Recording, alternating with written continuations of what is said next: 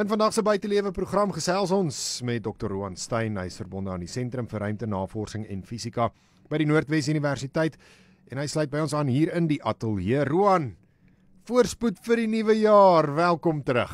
Dankie Anton. Ja, nee, dit is heerlik om terug te wees hier. Soos jy nou gesê, dit is die tweede donderdag van die maand, maar ons sal maar die eerste donderdag verder kuier van elke maand van hier af vorentoe. 'n Voorspoedige 2025 vir jou ook, Anton. Baie dankie. Ek sien dit is nogal 'n besige jaar ook wat ruimtenuus betref. 2025 wat 'n goeie jaar gaan wees vir ruimtenuus. Vertel ons 'n bietjie meer. Absoluut. 2025 gaan 'n asemrowende jaar wees vir hierdie spesifieke ruimteprogram. Ons gaan so baie dinge kan bespreek. Daar's so baie dinge wat gebeur. Maar as ons nou spesifiek net kyk na Januarie nou, so baie mense gesels oor die planeteparade. Ja. Die sogenaamde planeteparade. En soos Elsa nou gesê het, die 25ste Januarie lyk vir my is die een wat baie mense nou vasgemaak het in hulle dagboek, maar dit is nie noodwendig die enigste dag nie. So ek het nou spesifiek na die model gaan kyk. Vandag is nou die 9de Januarie as ek nou reg onthou. En 'n mens kan meeste van daai planete kan mens al vanaand sien. So Saturnus is in die weste. Net na sonsondergang. Ek dink ek het hierdie loopie nou gedoen vir 7:30, so dit behoort redelik donker te wees. So Saturnus is in die weste, net 36 grade bo die horison. Venus is ook in die weste, baie naby aan Saturnus, 30 grade bo die horison. En dan sal natuurlik Neptunus en Uranus wat 'n bietjie hoër is, maar hulle gaan mense nie met die blote oog sien nie. Hulle kruip effens weg.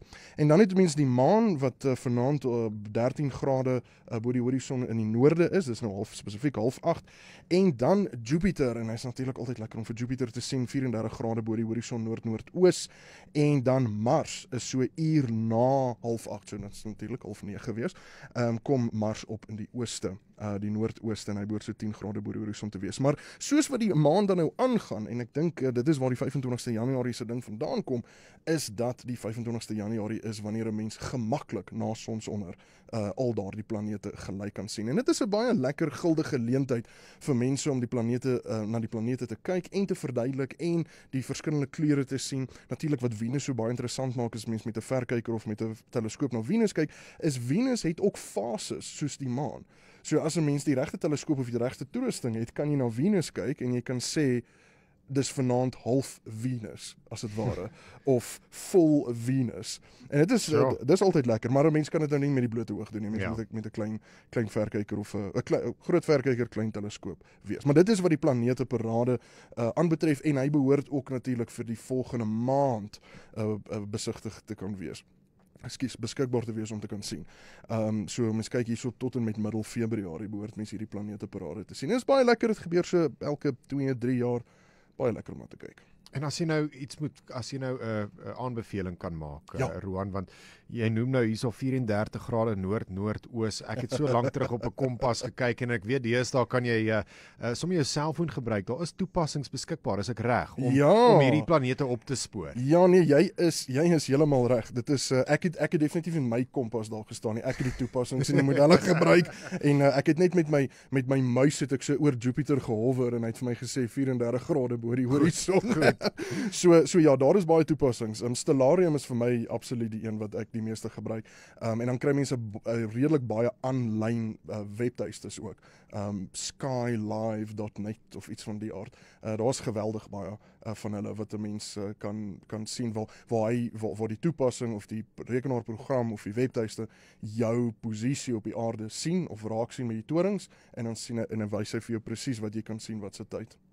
Dis wonderlik. Ja, en dit absoluut. Soos jy sê, nie net op die 25ste nie, jy kan nou al tot in die middel van Februarie behoort dit alles sigbaar te wees. So doen vanaand 'n bietjie moeite. Vat jou verkyker, as jy nou 'n teleskoop het, gaan haal hom uit, stof hom af en kyk 'n bietjie in die ruimte in. Absoluut. Kom ons kyk gou na meteorietstortings. Wat kan ons hierdie jaar verwag? Ja, so daar is gereelde meteorietstortings in 2025, dis maar elke jaar die geval. Die meteorietstortings wat ons in die eerste kwartaal na uitsien is die Lyrits meteorietstorting of sterrereën, soos wat dit baie keer bekend staan. Die 21ste en die 22ste April is wanneer hy dan nou piek. En dan het ons ook die Eta Aquarids meteorietstorting of sterrereën wat die 3de of die 4de Mei of tussen die 3de en die 4de Mei piek. Maar natuurlik hierdie tipe meteorietstortings is voor die tyd kan mense dit sien en na die tyd. Dit is maar net dat hierdie datums is wanneer hulle spesifiek piek. Maar die meteorietstortings is regtig baie mooi, Anton. Ek was onlangs in die Verenigde Koninkryk toe ek daar na die Lake District toe gegaan en daar was 'n spesifieke meteorietstorting sterrereën wat ek daar gaan kyk het met die blote oog. Dit was so 40-50 meteoriete per uur. So mense kyk na omtrent 1 minuut en dit was regtig mooi. Dit is soos 'n skildery wat voor jou afspeel. 'n 3-dimensionele skildery. Dit is stik donker en daai prente, daai skildery se prente is so ingebore in 'n mens se geheue dat 'n mens kan dit eintlik nooit vergeet nie. So as 'n mens, ek wil graag ons luisteraars aanmaan, as jy op 'n veilige donker plek kan wees en jy weet dit is wanneer die meteorietstorting is, dit is regtig die moeite werd om daarna te kyk. Dit is regtig iets besonders. Ook vir astrofotograwe. Absoluut. As mens die kamera se oog net oopmaak en oophou en mens sien hierdie strepe wat net willekeurig oor die skildery vorm. Ag, dis pragtig. Dan iets anders wat baie mense in belang stel is natuurlik die verduisterings. Beide maan- en sonsverduistering. Gaan ons enige sonsverduistering sien hierdie jaar? Nie in Suid-Afrika nie, ongelukkig. So daar is 'n paar sonsverduisterings in ander dele van die wêreld, maar nie in Suid-Afrika nie. Dit is eintlik vir my bietjie teleurstellend, maar ek vermoed sterk dat daar is volgende jaar 2026 ene, maar ek moet net seker maak daarvan. Waarna ons wel kan uitsien is maansverduisterings. So die 7de en die 8de September hierdie jaar is daar 'n gedeeltelike maansverduistering. Die maan gaan reeds verduister wees wanneer hy opkom in die ooste met die son wat nou sak in die weste. En mense gaan tot en met 11:00 daai aand sal 'n mens die sonsverduistering, die maansverduistering kan besigtig. So ja, dis iets waarna ek definitief uitsien. En dan 'n bietjie vroeër, die 14de Maart, is daar ook 'n gedeeltelike maansverduistering wat 'n mens eintlik nogal ongelukkig vroeg gaan moet opstaan. Dit gaan so 6:00 die oggend wees. So dit beteken 'n mens gaan daai mooi deel moet vang waar die son opkom, maar mens gaan nou moet mooi kyk waar die maan is en presies wanneer hy verduister, want eintlik as die son heeltemal opkom, gaan 'n mens nou nie kan sien nie. So ek sien nogal uit om ook na te kyk. En dan laastens, jy het vir my 'n besprekingspunt hier aangestuur en toe dog ek, Roan, maar hierdie is mos in die ruimte nuus nie. Hier staan dan vure in Kalifornië. Ja, Dit is hartseer wat daar in Los Angeles gebeur en groot veldbrande daar. Hierdie vure wat daar uitgebreek het, maar jy kategoriseer dit ook onder ruimtenuus. Ja, definitief. Dis baie interessant.